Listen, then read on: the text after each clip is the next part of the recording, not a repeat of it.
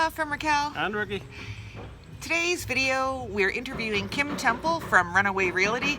She is a woman with a lot of knowledge and wisdom about buying real estate down here in Mexico, but especially in this area. So it's quite a lengthy interview we did. What I'm going to do is break it up, and we're going to show you a couple of properties for sale on the port side in between the interviews, so you can kind of think about facts and things to maybe keep in your mind while you're looking at real estate. And yeah, come along. I hope you enjoy this video.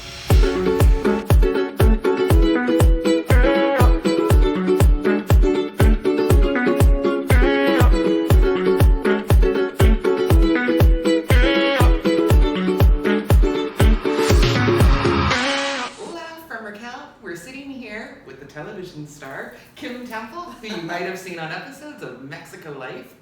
It's very exciting to be with you. Oh, thank you. My first TV star. I'm not a TV star, but they are fun. Kim has a lot of properties here in town, and she knows the ins and outs.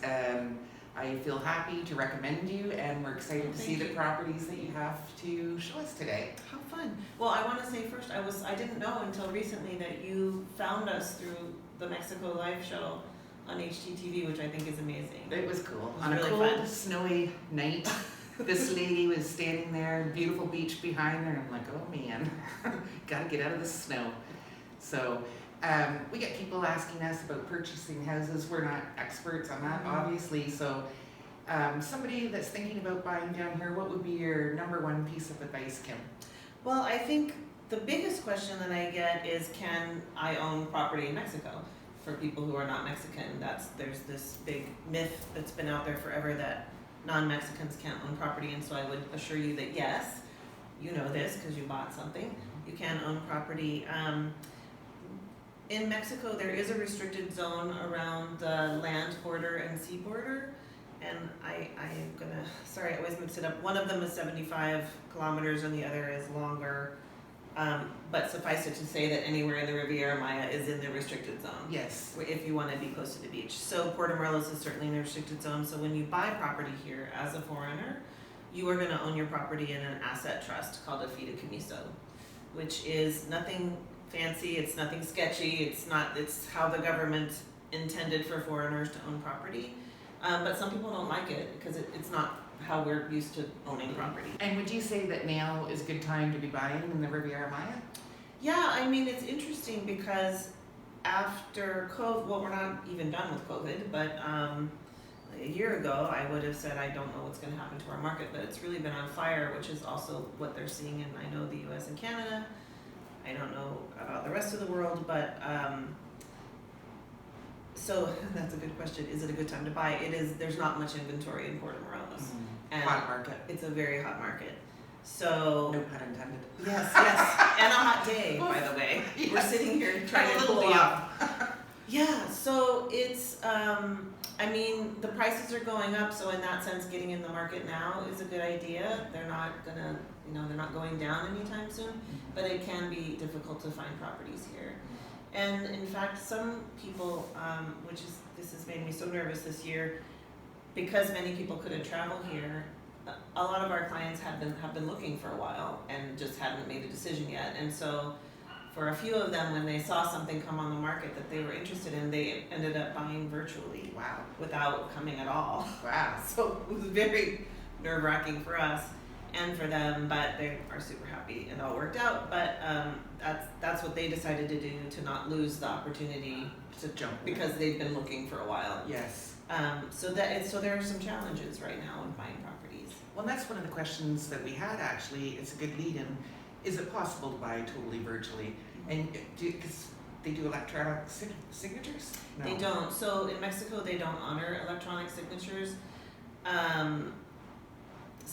During the shutdown, we did start to use them on things like escrow accounts. But in general, you can do everything remotely except the closing. Somebody, either you or a person with your power of attorney, has to physically appear at the closing table. And that was true during the shutdown too. Okay. So we were able to close transactions, but only because we were able to get powers of attorney completed correctly and legally and given to people here. And so sorry if this is a silly question, if somebody wanted to give you a power of attorney, is it true that they have to go to the consulate in their home country to get that document? This is a difficult word. Apostolized? Yes. Oh, yes, I got Very it. good. Yes, so, unless, if you're in Mexico, it's much easier, but you're probably not in Mexico, which is why you need the power of attorney. So, they draft up the power of attorney, it's specific only to the transaction that you're involved in, it's a very limited power of attorney, so it's not scary in that sense. The difficult part is, if you're in the US or Canada at least, and in other countries of the world, not everyone has the same, well, we just had a guy in Scotland actually, so he had the same process, yes.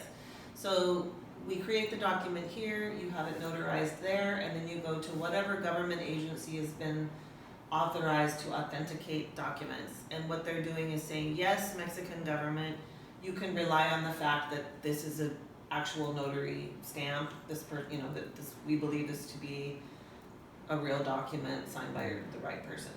And then, so they get a stamp and they get a document called an apostille that says this is a real notarization, and so then the court can, or the notario can rely upon it in the sale here. It's called different, like in the US it's some treaty, and then in the US it's called apostille, and in Scotland it was called apostille. In Canada it's just called authentication. Oh. Because they're not part of the same treaty, I guess. So. And I know my mom was trying to do that just not that long ago, and she couldn't get an appointment at the consulate in Toronto. They're not even, because of COVID, they're not even taking appointments right now, so there's still challenges for definite. Yeah, that was the problem that we ran into during COVID, is that the offices weren't open. So you used to, in many cases, you could just walk in with the document and they'd do the stamp and do it right then. Then you had to start FedExing it in, and it's just kind of a mess. But yes, so if we know that you're gonna need that, we start that right away. That's great. We start that because it's gonna take us a couple months to close anyway, so we wanna get that rolling. If you know that there's a chance you can't be here. And honestly, because no one understood how the shutdowns would work, we just decided to do it in every situation. Smart. Get the ball rolling. Yeah. And we're going to take a quick break from our interview with Kim and look at the first property in this video, Puerto Morelos.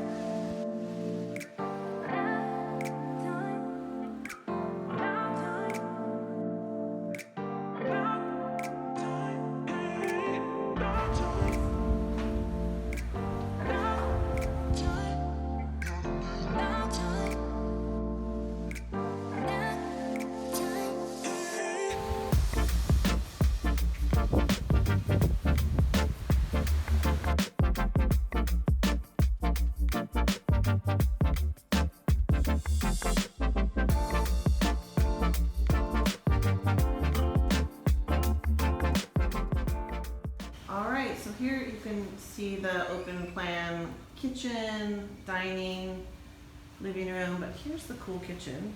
I kind of like that it's all open. And then off the kitchen here, they've got a laundry room.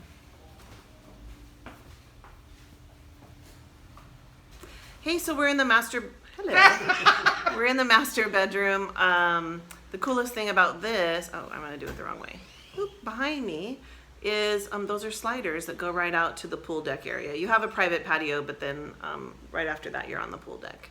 So nice sized bedroom, closets, and then behind me, I'm not sure how to do this, is the master bath. I don't know if we wanna go in there. So here we are. You've got a nice vanity there, cupboards, toilet, shower, good spacious bathroom. So that's the ensuite off the master. Inside of the bedroom, you've got lots of storage. And this is the guest bathroom. It's a funky little vanity or sink there. It's nice organic shape. Nice, clean and fresh. Everything you need. One of the cool things about this complex is they have a separate storage locker for the owners, which most condo complexes don't have. Great. So like for bicycles or? Yeah, I think you could hang a bicycle in there. I don't think you could just park a bike in there, but you can certainly put like your luggage, extra toilet paper, all that kind of stuff. Great. Or maybe your stuff that you don't want renters to have access to, you would put in there. So that's very nice. And then how much are we talking about for this condo, Kim? This one is $254,000 US. With everything included? With everything included, all the appliances, furniture, turnkey. That's Yeah. fantastic. Yeah, and the condo fees here, just for reference, are around, I think it's around 220 or 230 US per month. Okay, and that includes.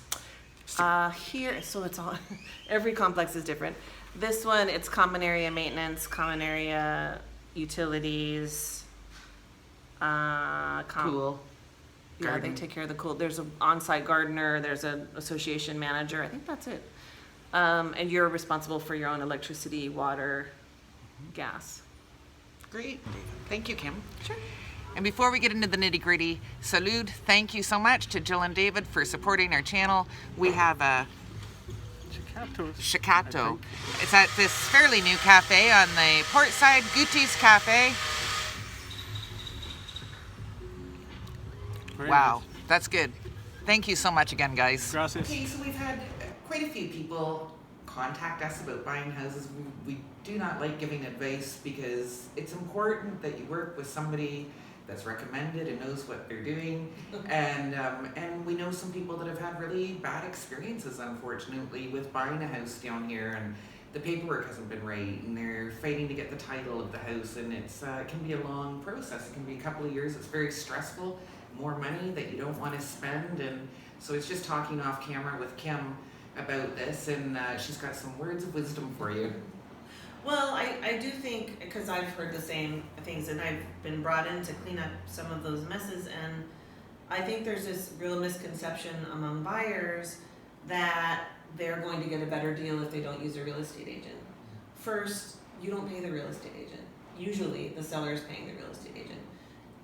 And I think it's a myth that you get a better deal, because a lot, especially here, where you probably don't read Spanish or speak Spanish or understand Spanish real estate law, or Mexican real estate law, you can't protect yourself in a transaction, and you can't make sure that everything is done. And so what I would tell people to protect yourself is educate yourself.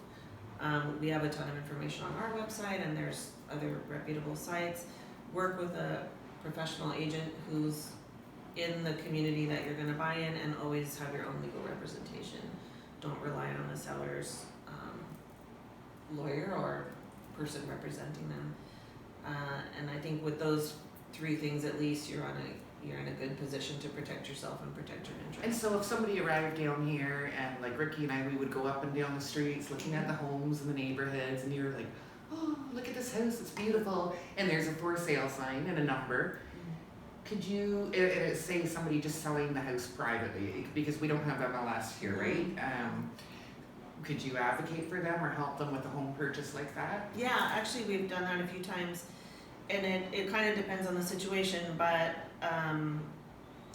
you know, if you've contacted a seller directly, oftentimes they will say, I'm not paying a commission, in which case the buyer can hire us, and we just do it as a flat fee. It's great. Just because we just talked about that. We feel terrible saying you're on your own. So we, of course, want to help you, but we're also going to insist that you do the things that we recommend, which is you're going to have to get a lawyer. And I just consider that a cost of doing it. That's insurance. Lawyers don't cost much here at all, and they're absolutely out there they're worth their weight in gold if they can prevent a problem. Sure. There is a notario in a transaction here, I should mention that. And a notario is like a semi-governmental official tasked with transferring real property, but that lawyer, they are lawyers who've gone on to get a special designation, Higher up. but they don't represent anyone in the transaction. But is it their requirement that all the paperwork is in order? Like there's no liens or? Yes. Okay. But notarios make mistakes, Mhm. and there's nothing wrong with having another layer of someone to watch your interests. And so what we recommend is you have a closing attorney that's coordinating it, and they're going to do their own title search in conjunction with the one that the notario is going to do. So This it's is just good another advice. layer of protection. Yeah, I don't So think the there's- notario owes a duty. I mean, they do owe you, fiduciary duties, and if they make a mistake, they can be held liable. But realistically, how are you going to go against I don't know. legally against a notario in Mexico as a foreigner? So it's better to just. Make sure to be I sure think it's better to pay the money up front to avoid a problem later on. Right, I think that's sound advice. Yeah. I mean, I know I can't. What's hard for me is that a lot of people come here and this is their life savings. Yeah. This is their retirement fund, and they can't afford to lose. I couldn't afford to lose Yeah. it, so I can't imagine they can't either. And so that is super stressful to think about just trusting anybody with that, you know, I Yes. don't know. Yeah, I no, think it's agree. great. I'm wandering. Sorry. Break. Yeah. That was good. And now we're off to our second property, which is an exciting penthouse. Wait till you see the views.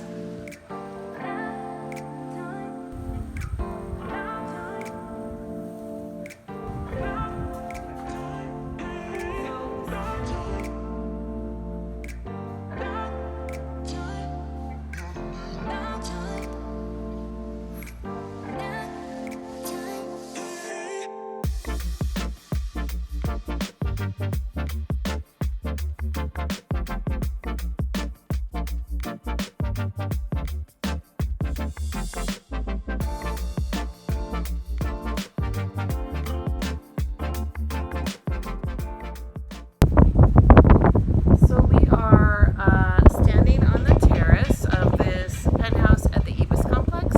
Great view of the Caribbean there. And one thing I love about these Ibis condos is they really paid attention to indoor-outdoor living space, which is what you moved to Mexico for. So we're just going to do a quick walkthrough of this one. This one is listed at $479,000 US dollars, and it's also being offered fully furnished. This one's 2 bedrooms, 2.5 baths. And it's about 1,500 square feet. Okay, let's take a little view. I'm not sure how to do this. Terrace, Raquel. That's Ricky. Heading into the living area, which has this great ocean view as well.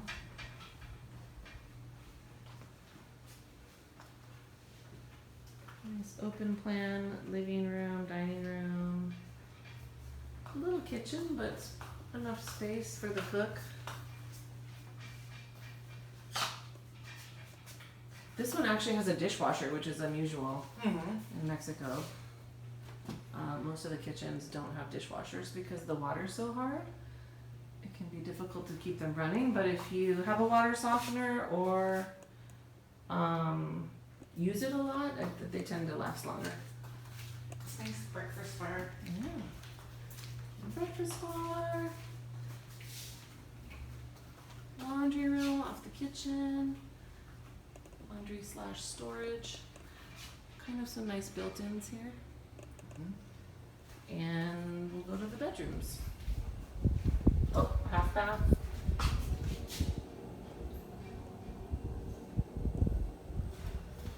This is the master, which has this amazing ocean view. And a big patio is there. Huge patio, yeah. Oh, I love this.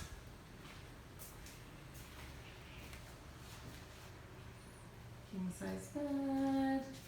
And a little peekaboo area to the bathroom. Yeah. Of course, it's fully air conditioned. We've also got nice closets. Whoa. Nice built-in closets.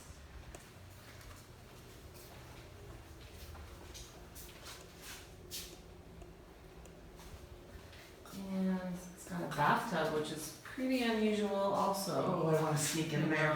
Dying. And they've got the peekaboo. You have an ocean view from the bathtub. Oh, that's nice. Closet, or not closet, shower. We've got all this built-in storage in the hallway, which is really nice, like floor to ceiling, basically. Here's the guest room. Again with the ocean view. And sliders onto that huge patio. Mhm. Is that connected? Yeah. Okay, This it's one big yeah, one. we can come out. Should I put it out? Oh, So nice. see what I mean about indoor-outdoor living space? You just like It's awesome. A little peek down at the pool area.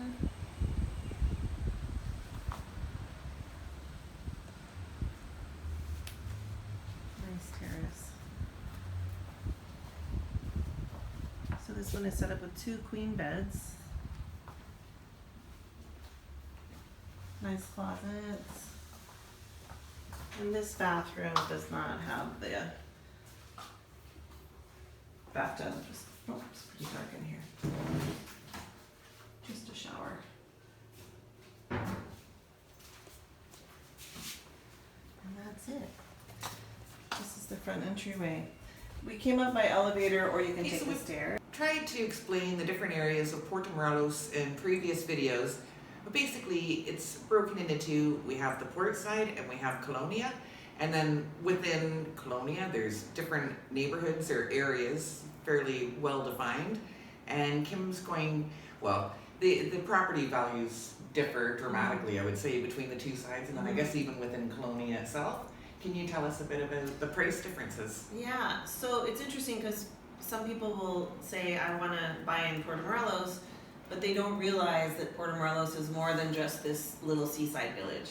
You know, it's actually the seaside village, the Colonia, and it extends like 15 minutes to the north on the highway, 15 minutes to the south, and way into the jungle. So the municipality is quite large, but what a lot of people are thinking when they're saying Puerto Morelos is really just this little seaside village.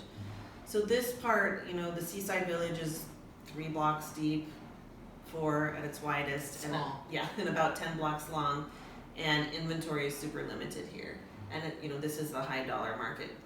The closer to the water you are, the more money that the property costs. And so in this area, I mean, this is so weird. Right now, there's basically like one house for sale. Is that it? Yes. Wow. For single family homes, and it's $800,000. And you're talking US dollars. Well, I should say one house off the beach, because there are some oceanfront houses that are in the millions, right? Wow. So off the beach, there's like one house and it's $800,000 US dollars. So we're hoping that more, you know, there are other little houses around. We're hoping that some of those come on the market, but right now they're not. But empty lots are like, I mean, last year they were 250,000. Now this year I'm seeing that they're 350,000. I don't know if they're selling for that, but that's what the listing prices are. They're just going up.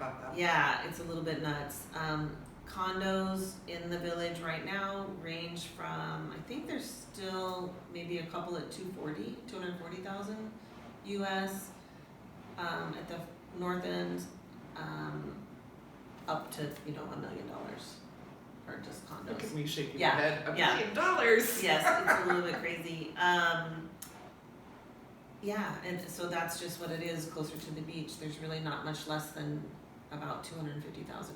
Okay, and then what about on the other side of town then? Well, I would say there's 3 parts. So there used to only be 2, but now we have these gated communities That's true. along the highway, which are on the beach side of the highway, but they're right along the highway. I don't know what the word for that is, but Aldea. there's all the Aldea communities, Punta Arena, Punta Vista, and Regatta. Punta Arena being the one that's closest to the village. So those have really opened up a unique thing because they're much less expensive than here, but they're a little bit closer. So in Punta Arena, for example, properties are, I think there may still be a house or 2 around the $200,000 range, which is like a 3-bedroom, 3-bath home with a pool. And they're beautiful. Compared to, you know, Yeah. a $350 for an empty lot over here. And they're new builds, and the communities are very nice. They've got the buried electric lines, and like, you know, they're kind of more what you expect coming from another place. And it's only a few minutes from there to the Right. beach, really. Yeah, like maybe 10 minutes on a bike, 5 minutes in a car max, and probably 15-minute walk, 15-20 minutes. So those are interesting, and those have opened up a whole new world to people who were priced out of here. And honestly, I want to talk about the Colonia because I love that you guys bought there. When I first moved here, there was one couple who lived over there, and everyone was like, "Oh, they're so brave." Oh, really? Like, oh, yes. And it was always a beautiful place to be. But I think people were, didn't speak the language and thought, "Oh, these people are so brave." Now it's on fire. It's the place to be, and that is because you're still 5 to 7 minutes from the Caribbean, which I grew up in a landlocked state in the U.S., so for me, this is all heaven. And the property is just much less expensive. So you can afford to have this life that you want in the warmth and the tropics and still be close to the beach. And it has its own vibrancy and color and energy, and it's different than the port side. I do feel like it's different, but it's different in a good way.